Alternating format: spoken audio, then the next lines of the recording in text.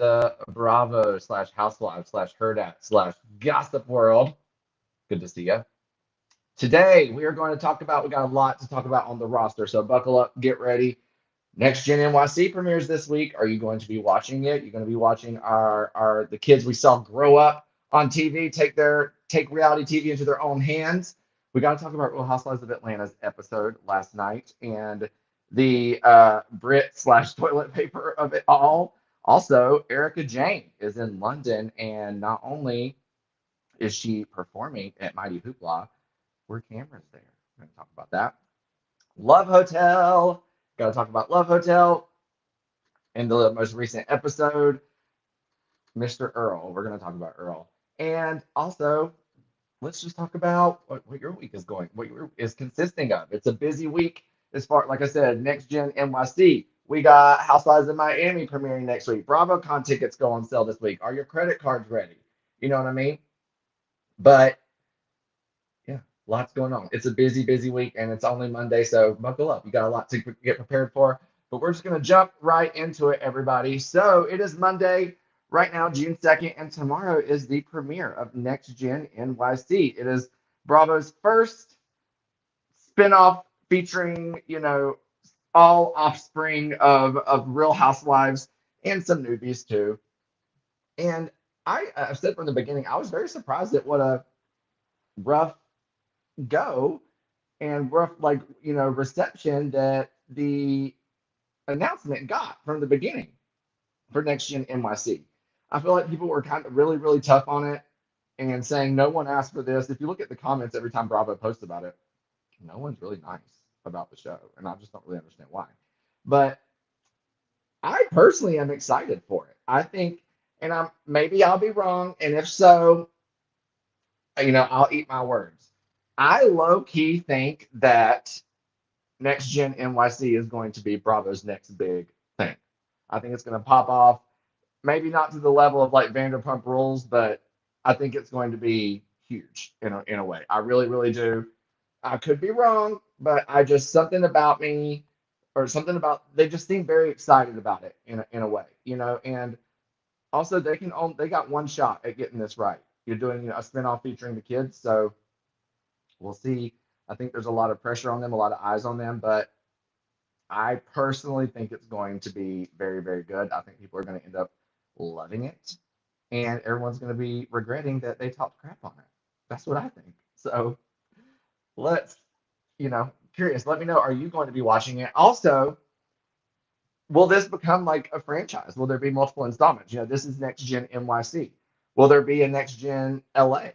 Because you got to think Next Gen Beverly Hills. You got the Umansky kids. You could throw in a Maloof kid. You know what I'm saying? I mean, the options are endless. And obviously, celebrity kids in LA. Hello. So many. I mean, I personally think a Next Gen Beverly Hills, Next Gen LA, that could be the move. Personally, I think that could be because I mean they got like 8, 9 kids on this cast. There's that they are willing to bring in a lot of personalities for the show. So the options, even just off Housewives Offspring alone in LA, is endless. Then they, like I said too, they have some non-Bravo kids in the mix as well. Now add that if that's potential for casting too in LA. Hello, jackpot. So I think that Next Gen Beverly Hills should follow up after Next Gen NYC because I do think that Next Gen NYC is going to be a hit. So hopefully y'all are watching, and that means Wednesday when we're back here on Wednesday because I'm here every Monday, Wednesday, Friday at 3-ish Eastern. We'll get to talk about the premiere of Next Gen NYC. Very excited about it. So place your bets. Who's going to be your favorite? Who's going to be your least favorite? And make sure you put it in writing so we can all hold ourselves accountable and go against what Dorinda Medley always said. Say it, forget it, write it, regret it. I'm going to make y'all regret it. Write down your predictions, okay? Let's talk about Real Housewives of Atlanta. Let's move on to the Real Housewives of Atlanta. Because you're not going to find me not talking about Real Housewives of Atlanta here at least a couple times a week if you come to join the lives. I think this season is fantastic. I don't care about the ratings lows, blah, blah, blah. Yes, I've talked about that before, only as a means of, just because it was reported and was a public discussion online, but not because I by any means think that they deserve it. You know what I'm saying? And I think that, I think that the ladies did everything they could. I think production did everything they could as far as a reboot goes. And here for it. So, well, let's talk about this last Sunday's episode because the ladies are going to Grenada on a vacation, and they're also bringing donations to the people of Grenada who had experienced a natural disaster recently. And baby, it's almost you. I almost feel bad for Brit in a way because she keeps setting herself up for production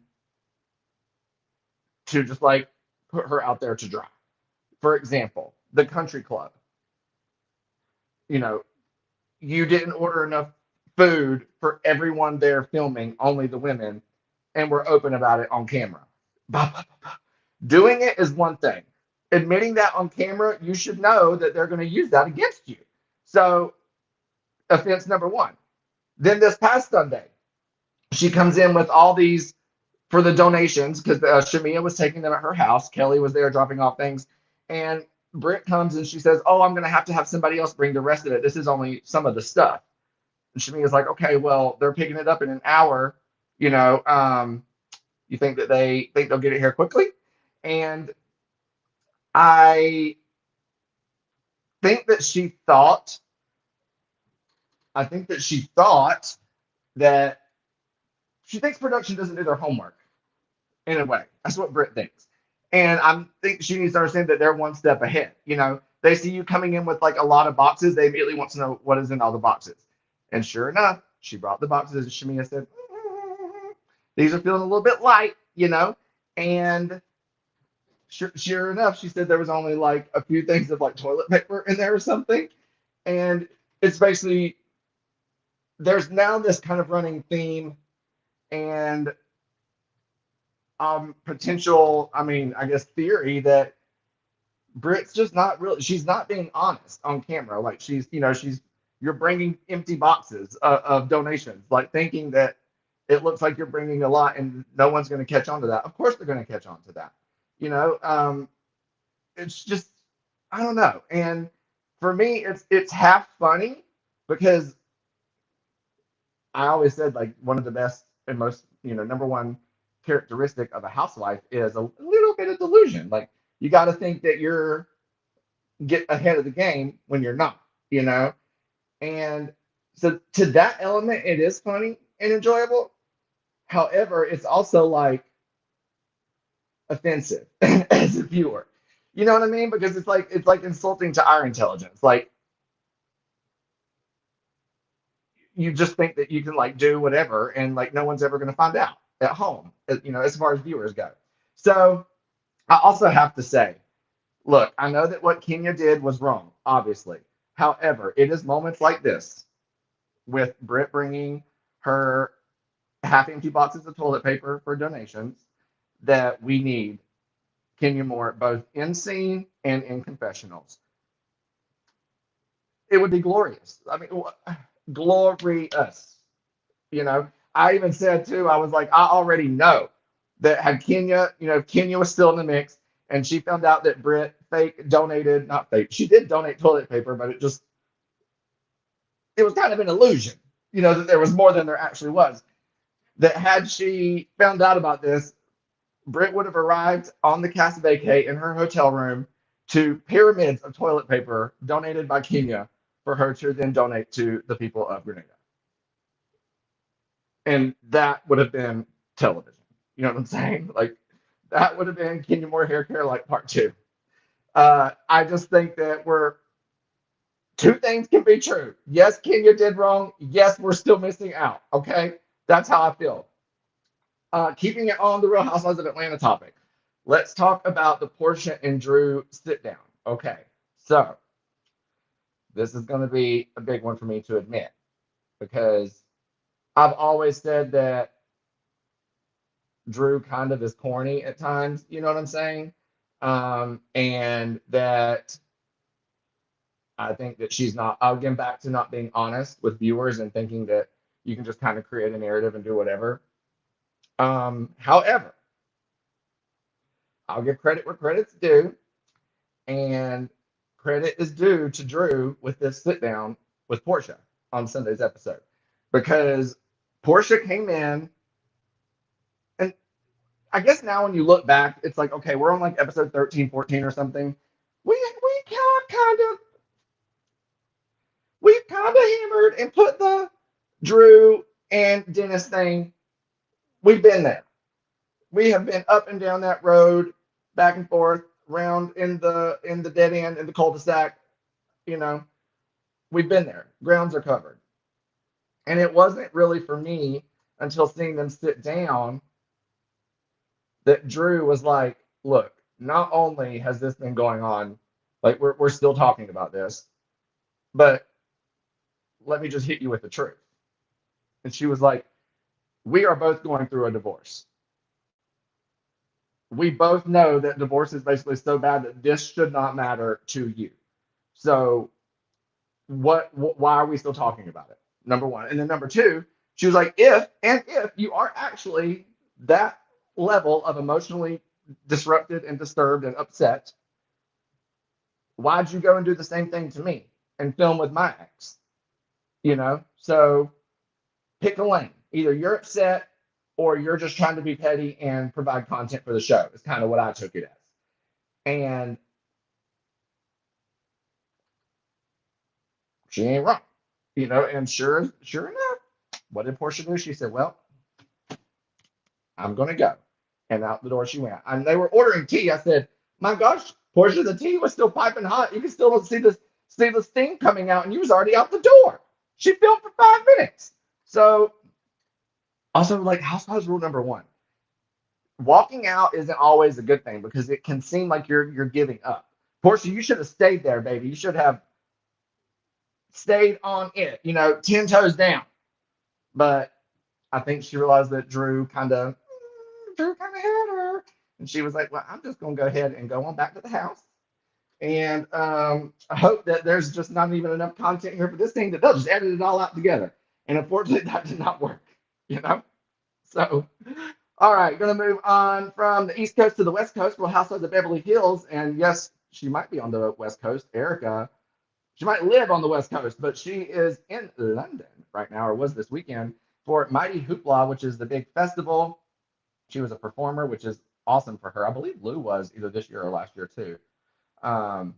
But the reason we're talking about it is because even though Beverly Hills seemingly feels like it just ended, they're already filming again, apparently, because there are rumors that not only was Erika there for the performance that she was filming, and that Dorit and Bose were also backstage with cameras up. So it looks like they joined her, potentially, allegedly, maybe joined her for this trip.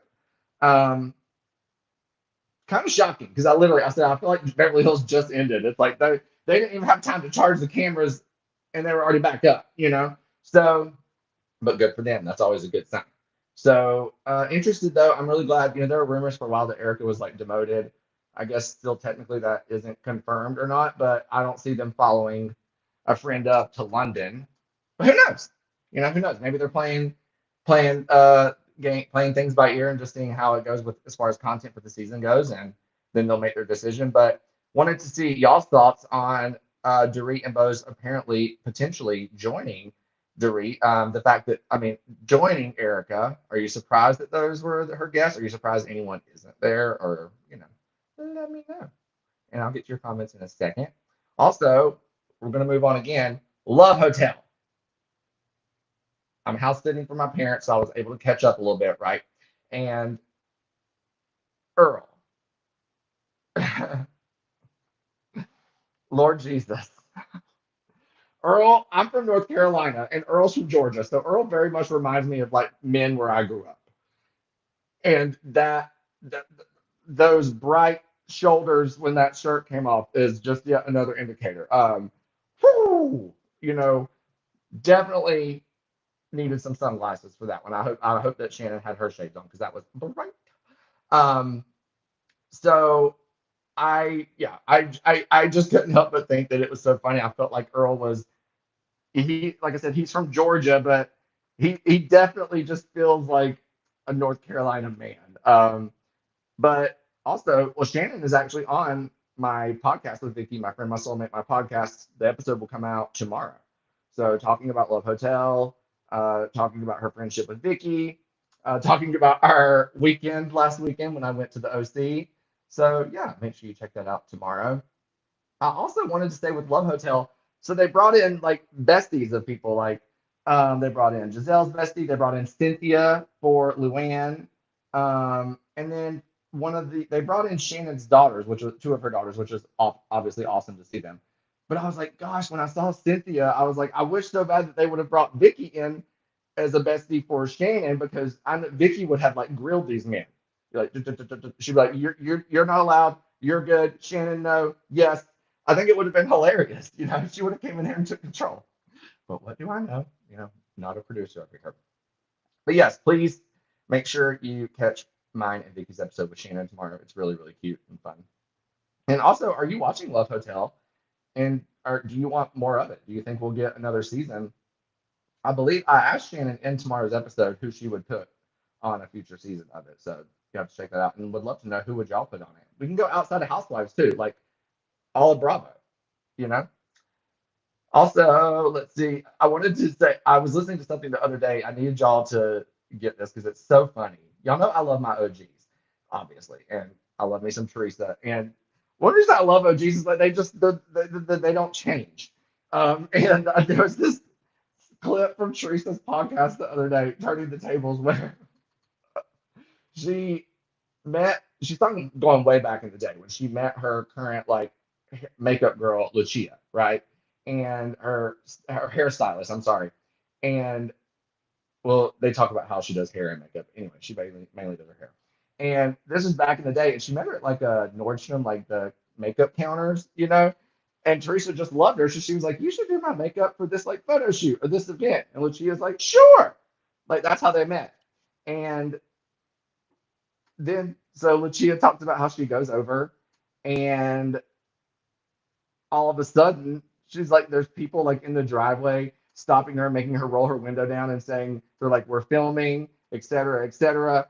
Teresa hadn't even told her, number one, that she's on a TV show, and number two, that they were filming at the event that she was on the way to. So not only did she was just like, I love you, you should come to my house, we should work together. She walks into a full-fledged TV production without any heads up or any explanation whatsoever. I was like, that is so Teresa. But they're still together, still besties, so I guess it's perfect. Um, just so funny. Y'all should go listen to that. Oh my God. And then two, Teresa was talking about her dad and how, Lucia has been basically like a member of the family because she's been around for so long. And that when he passed, it was like during the COVID time, and he loved her, apparently. Lucia and Nano loved each other. And that when he was passing, he asked to see her in the hospital, and they wouldn't let her back because she wasn't direct family. Heartbreaking, but just also so sweet to know that like in that moment he wanted to see Lucia, like one of Teresa's glam members, because she's just that much a member of the family. That was such a good episode. So be sure y'all go listen to that. And I will actually be seeing Teresa soon in like 3 weeks because I am helping her host Party with the Housewife. We're doing 3 cities, 3 days, 3 shows, 3 cities, 3 days. Boom, boom, boom. It starts it's like the last Friday in June. I think it's the 27th. DC, June 28th, Cincinnati, June 29th, Chicago.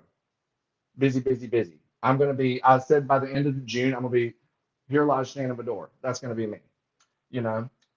Let's get to y'all's comments. I want to see what y'all are saying. If I can find it.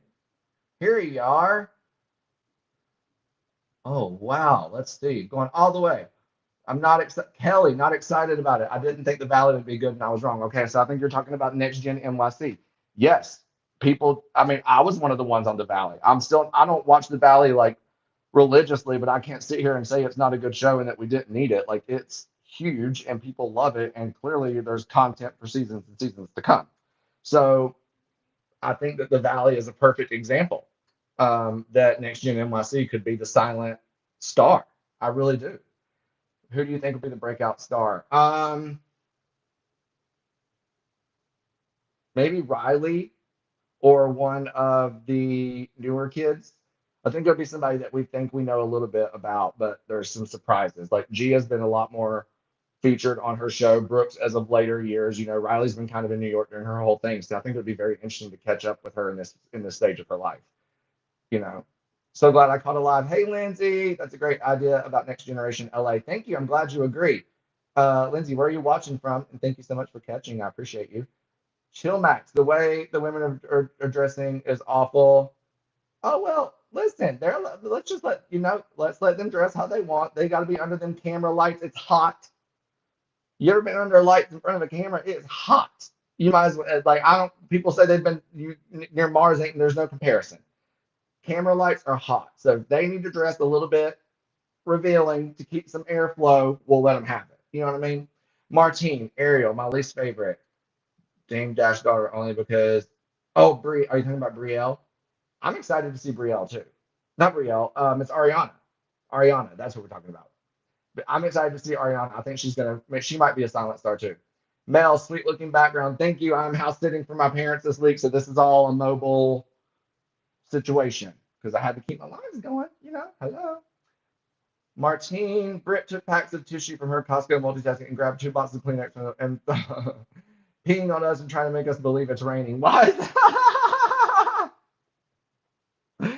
Yes, it's true though. Like you have to respect the audience's, the viewers' intelligence at some point. Like come on, Shelly Ann. Any more gossip on Todd Chrisley? I mean, ain't nobody living a life like Todd Chrisley right now. I know him and Julie are just happy. Kids in a candy shop. They got to be. Kelly, hello Kelly. Martine, you couldn't get into Love Hotel. Why not?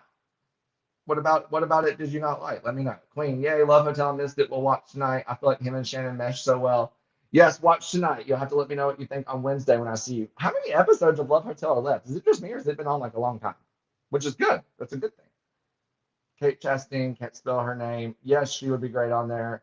Lindsay, you're watching from northern Wisconsin on Lake Superior. I know that's right. I'm about to come for a visit. Let's have a lake day, girl. Let's have a lake day. What do y'all think about Erika and about Bose and Dorit potentially being there filming with her? I'm like, where's Kyle? I love everybody, but I always need my favorites to be in every bit of, the mix. You know what I'm saying? So, ba, ba, ba, ba. I wonder where are the newbies? Are we getting any newbies for Beverly Hills? Where are they at? Because I know Garcelle was money, so that opened up some room in the budget. So where are the new ladies? You know what I mean? Giselle and Ashley don't seem to be there to actually find love. It seems fake. Well, that was kind of one of my questions in the first place about it was like, is this a genuine thing? But then you'll see when we talk to Shannon in tomorrow's episode, they went into very great detail when it came to finding people. Like they got their preferences, and you'll have to listen to her talk about it. But they took it very seriously as far as production goes. What do you think about Katie on OC about them not filming with Katie or something? Don't know. I haven't heard anything. But I love me some Katie. I do. I love me some Katie. Was Katie not invited on last trip? I don't know. There were pictures of them like in Amsterdam or something. I'm pretty sure Katie wasn't photographed. Maybe she was napping at the hotel. But yes, I don't think she was there. And I'm on the edge of my seat, just like you are, waiting to find out more. Promise. So, all right, everybody. Well, I'm going to start to wrap things up. Look, it was our first live of the month of June. Iconic. So, well, thank you for kicking it off with me. Happy Pride Month. And as always, I hope y'all have a lovely week. Next time I talk to you, we will be able to talk about Next Gen NYC. We'll be able to catch up on those of you who haven't got to see Love Hotel yet. and whatever else the Bravo gods might throw our way. You know, let it be good and let it be messy. So love y'all. See you next time. See you Wednesday around 3 o'clock Eastern. And as always, have a good week. Thanks,